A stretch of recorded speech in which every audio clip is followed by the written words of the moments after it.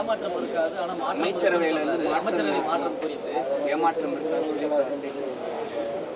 ஆனால் அதற்கு ஜெயக்குமார் அவர்கள் என்ன விமர்சனம் பண்ணுறாங்கன்னா, இவங்க சிறுக மக்கள் மத்தியில் வந்து அவங்க முதல்வர் ஆக்குறது அந்த எண்ணத்தை தான் விதைக்கிறாங்க அப்படின்னு சொல்றாரு. இதை தவிர அவங்க இந்த 2 ஆண்டு ஆட்சியில் எதுவும் பண்ணலை.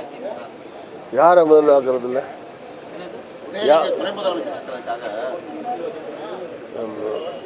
ஏற்கனவே நான் டாக்டர் கலைஞர் அவர்கள் முதலமைச்சராக இருந்தபோது இப்போ இருக்கிற முதலமைச்சர் தளபதி சகோதரர் ஸ்டாலின் அவர்கள் துணை முதலமைச்சராக இருந்தார்.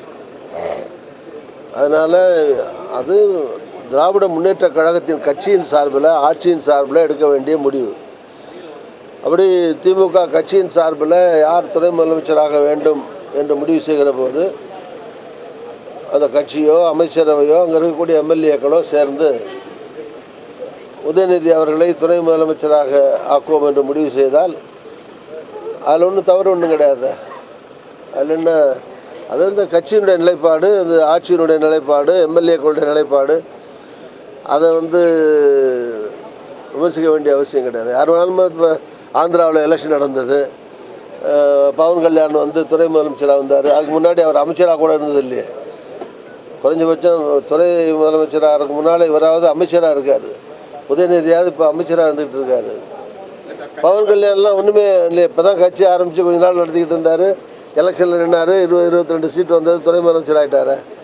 அதனால் அது சீனியர் அமைச்சர்கள் நிறைய பேர், மூத்த தலைவர்கள் நிறைய பேர் இருக்காங்க. அவங்களாம் விட்டுட்டு உதயநிதி கொடுக்குறது தவறான முன்னுதாரண குற்றச்சாட்டு.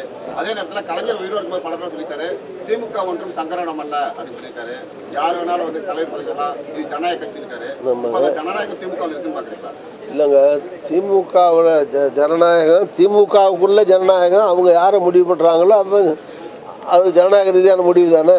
எல்லா எம்எல்ஏக்களும் ஒத்துக்கிட்டா தானே துணை முதலமைச்சர், அந்த கட்சியை ஒத்துக்கிட்டா தானே துணை முதலமைச்சர். அது ஜனநாயக ரீதியாக அந்த கட்சி ஒத்துக்கிட்டு, அந்த கட்சியில் இருக்கிற எம்எல்ஏக்கள் ஒத்துக்கிட்டு, அமைச்சர்கள் ஒத்துக்கிட்டு துணை முதலமைச்சர் ஆகிற போது ஜனநாயகம்னா என்ன, நாடெல்லாம் ஓட்டெடுப்பு நடத்தி துணை முதலமைச்சர் ஆக்க முடியும்? எந்த மாநிலத்தில் அந்த மாதிரி பண்ணியிருக்காங்க? அதனால் அது விமர்சனத்துக்காக 1000 விமர்சனம் பண்ணலாம். நான் முதலே சொன்ன மாதிரி அது அந்த கட்சியும் அமைச்சரவையும் எம்எல்ஏக்களும் எடுக்க வேண்டிய முடிவு. அது அந்த முடிவில் துணை முதலமைச்சராக தான் அதில் விமர்சனம் பண்ணுறதுக்கு ஒன்றும் இல்லைங்கிறது என்னுடைய கருத்து.